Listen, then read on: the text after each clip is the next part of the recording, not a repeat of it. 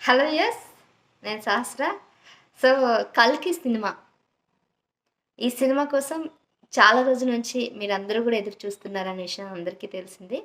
అయితే నేను గూడా 'ప్రభాస్' సినిమా ఎప్పుడెప్పుడొస్తుందా అని గత కొన్ని రోజుల నుంచి చాలా వెయిట్ చేసిన రోజులున్నాయి.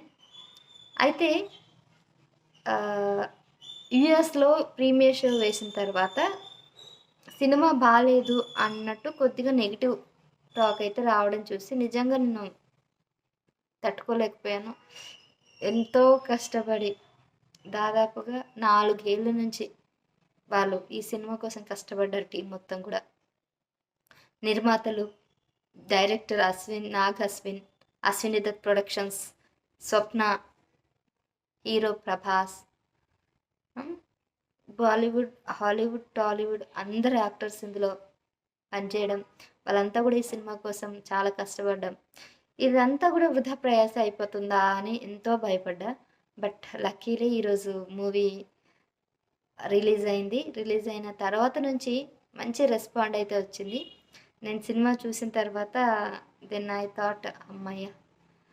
ప్రభాస్ కష్టపడ్డ ఇన్ని రోజులకి ఆయన కష్టానికి తగ్గ ఫలితం వచ్చిందని అనుకున్నాను. ఎందుకంటే లాస్ట్ కొన్ని సినిమాలన్నీ గూడా తనవి పాపం ఫ్లాప్ అవుతా ఉన్నాయి.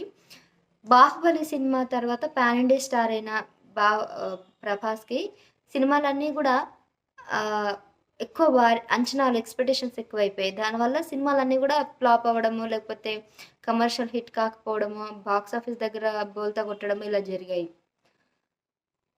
అయితే 'ఆదిపురుష్', 'ఆదిపురుష్' అయితే డిజాస్టర్. పరువు మొత్తం పోగొట్టేసాడు ఓం గడు. ప్రభాస్‌ని అయితే పరువు తీసేసాడు. ముఖ్యంగా బాలీవుడ్‌లో. ఆయనకొక రేంజ్ వచ్చింది 'బాహుబలి' తర్వాత అది పోయింది. 'సలార్' అయితే పర్వాలేదు హిట్ అనిపించింది.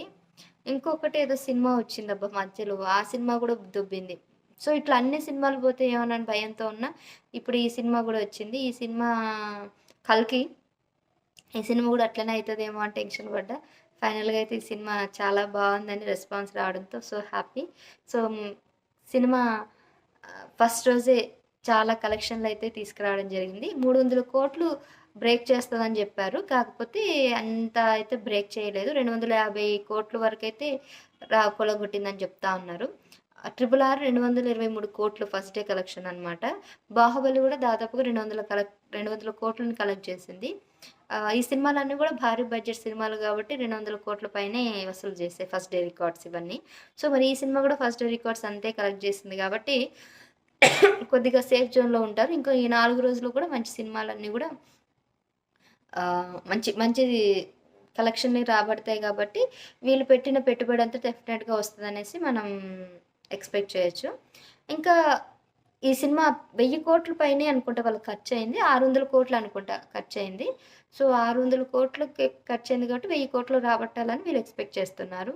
అయితే సరే వసూలు గురించి పక్కన పెడితే సినిమా పరంగా చూసుకున్నా గానీ కమర్షియల్ హిట్, పైగా మంచి బ్రేకు అందరి టాలీవుడ్, బాలీవుడ్, కాలీవుడ్, మాలీవుడ్, శాండిల్‌వుడ్ అన్ని వుడ్లు ఇందులో రావడం, అందరూ గూడా మంచిగా యాక్ట్ చేయడం, మంచి పేరు రావడం, అందరికి గూడా వరల్డ్ వైడ్‌గా పేరు రావడం అనేది మనం గమనించాలి. పైపెచ్చు ఈ సినిమాలో దీపిక పదుకునే ఫస్ట్ టైమ్ ప్రభాస్‌తో కలిసి నటించింది. అదేవిధంగా అమితాబ్ బచ్చన్ గూడా అశ్వత్థామ క్యారెక్టర్‌లో చేశారు. అతనితో ఫైట్స్ గూడా ఉన్నాయంట. ఇంకా దుల్కర్ సల్మాన్ ఉన్నాడు, విజయ్ దేవరకొండ ఉన్నాడు. ముఖ్యంగా Kamal Haasan heroine character hero అని చెప్పొద్దు. విలన్ క్యారెక్టర్ చేశాడతను. అది గూడా అదిరిపోయిందంటున్నారు. మ్యూజిక్ పరంగా కాస్త డల్ అనిపించినా మిగిలినవన్నీ గూడా బ్యాక్‌గ్రౌండ్ మ్యూజిక్ గానీ, లేదంటే స్క్రీన్ ప్లే గానీ, విజువల్స్ గానీ, వీఎఫ్ఎక్స్ గానీ ఇవన్నీ గూడా అదిరిపోయాయని చెప్పాలి. రాజమౌళి తర్వాత ఆ రేంజ్‌లో ఎవరైనా సినిమా తీయగలుగుతారా అంటే ఇంకా నాగ్ అశ్విన్ అయితే ఆ పేరు సంపాదించుకున్నాడు. ఇంకా ఈవెన్ ప్రశాంత్ వర్మ గూడా ఈ స్థాయిలో సినిమాలు తీస్తాడని ఎక్స్‌పెక్ట్ చేస్తున్నారు. చూద్దాం మరి అతనిది పక్కన పెడితే ఇప్పుడు.